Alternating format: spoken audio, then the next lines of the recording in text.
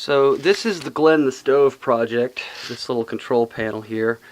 This is Glen the Stove. This is a coal stove, and I just added coal, so it's a little black. You can see the blue flames just starting to catch. Now, so the coal goes in there, and then down here, there's an ash pan, and there are these little shakers in here. And these little dealies, when you turn them like this, you can shake the ash out of the bottom. So that's how the coal stove works. Now, we've got all of these copper pipes, and basically there's a cold return where cold water comes in, goes through these pipes, and it goes through all of these coils of copper pipe stacked up around the stove here. Okay?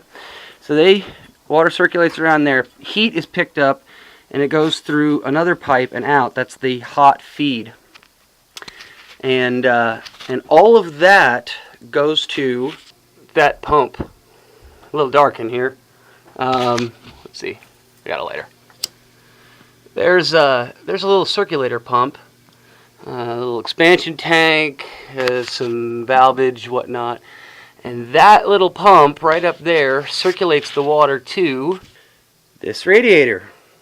So we're in my roommate's apartment, flatmate's part of the house. It's an old cast iron radiator. There's actually another one back there in the bedroom. And here's the hot water coming in and the cold water leaving down there. And you'll notice there's a wire here with a little doodad taped on right there. And I will show you what that is. That was a temperature probe, much like this little guy right there. There's 5 of these. One back there on the radiator, one on the cold return, one on the hot side, one covering the living room here, and one covering the sunroom out here.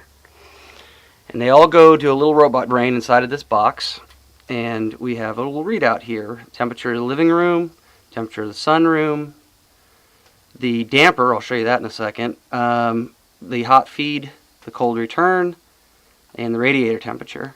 Every time I do something like start a new fire or shake the ash out or add coal, I hit a corresponding button. I also have this select button and this knob as kind of a menu system where I can select options. And I'll show you that in a second.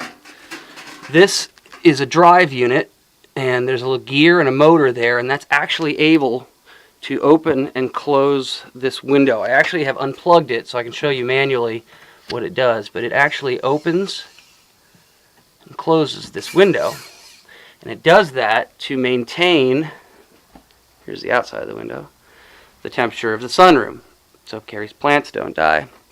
That opening and closing and the regulation of the temperature is done by the brain inside this box. Now, the coolest, most fanciest thing here is this box, and thus the stove is connected to Twitter. Here is a tweet.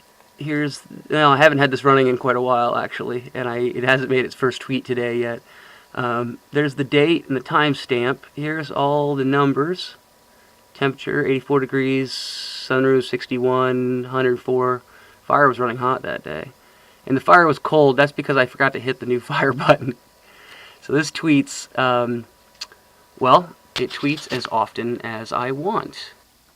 By hitting the select button and using this knob, I can go through all these selections, like the sunroom window, manual or auto. I can set it automatic to a temperature or manual to a given, all the way open, halfway open, whatever I select. If I keep going, I can adjust the tweet time, how often it tweets. As a matter of fact, I can even turn the voice on and off. If you listen real carefully. Voice announcements are on. Voice announcements are on, and it will actually announce the tweet every time. I think that's it. Oh, and then send a tweet now. I have sent a tweet. Living room 75, sunroom 68, coffee 85, coal return 86, radiator 84. The fire is cold. The fire is cold because I haven't hit new fire yet. And then any of these buttons. Let's say I just added some coal.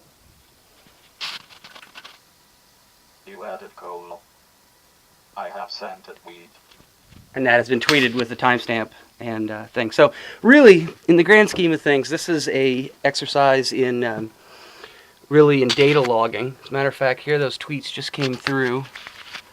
Right there, coal was added. That was what I just hit, and that was the tweet now I just hit. So those just came through. So again, this is really an exercise in data logging more than anything else, but it is kind of fun to whip out your mobile phone and tell people that your stove tweets.